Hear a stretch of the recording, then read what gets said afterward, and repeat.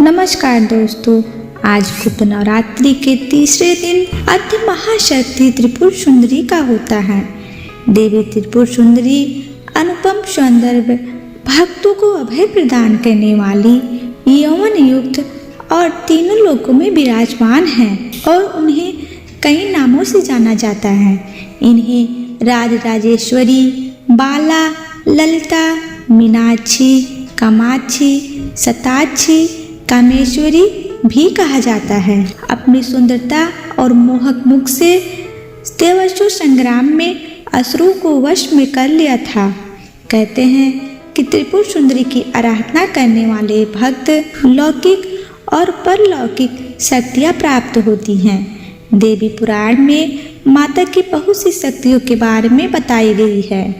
ये सिर्फ तंत्र साधना के लिए ही नहीं बल्कि सुंदर रूप के लिए भी विख्यात मानी जाती हैं। आइए जानते हैं इनके स्वरूप और इसके पीछे जुड़ी पौराणिक कथा के बारे में। देवी त्रिपुर सुंदरी शांत मुद्रा में लेटे हुए सदाशिव की नाभि से निर्गत कमल आसन पर विराजमान हैं। चतुर्भुजी भुजाओं में देवी के पास अंकुश, धनुष और बाण है। देवी के आसन को ब्रह्मा, विष्णु, शिव और यमराज अपने मस्तक पर धारण करते हैं। देवी 3 नेत्रों से युक्त और मस्तक पर अर्धचंद्र धारण करती हैं। देवी त्रिपुर सुंदरी अपने भक्तों की हर प्रकार की मनोकामना को पूरी करती हैं, उनकी हर विपत्ति को दूर करती हैं और उन्हें अभय प्रदान करती हैं।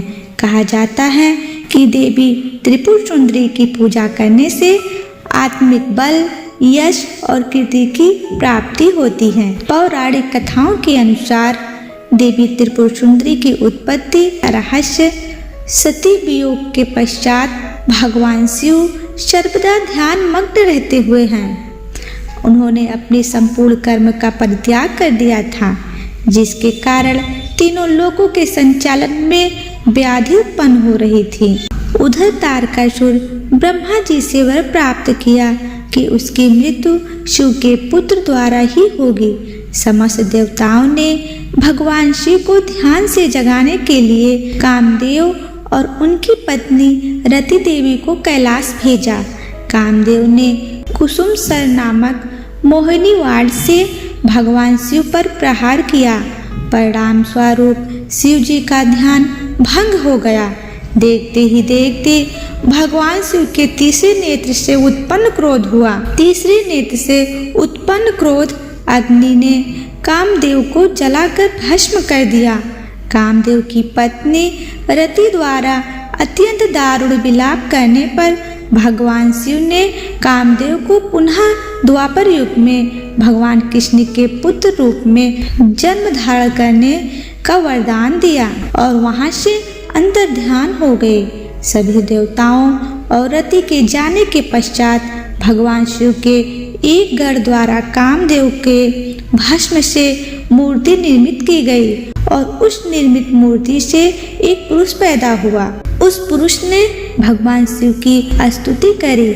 शिव के क्रोध से उत्पन्न होने के कारण भांड तमोगुण संपन्न था और वह धीरे धीरे तीनों लोकों पर भयंकर उत्पात मचाने लगा। देवराज इंद्र के राज्य के समान ही भंडासुर ने स्वर्ग जैसा राज्य का निर्माण किया तथा राज करने लगा।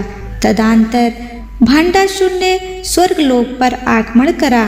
देवराज इंद्र और स्वर्ग राज्य चारों ओर से घिर गया। भयभीत इंद्र नारद मुनि की शरण में गए। इस समस्या के निवारण का उपाय पूछा। देवर्षि नारद ने आदिशक्ति की यथाविधि अपने रक्त तथा मांस से आराधना करने का परामर्श दिया।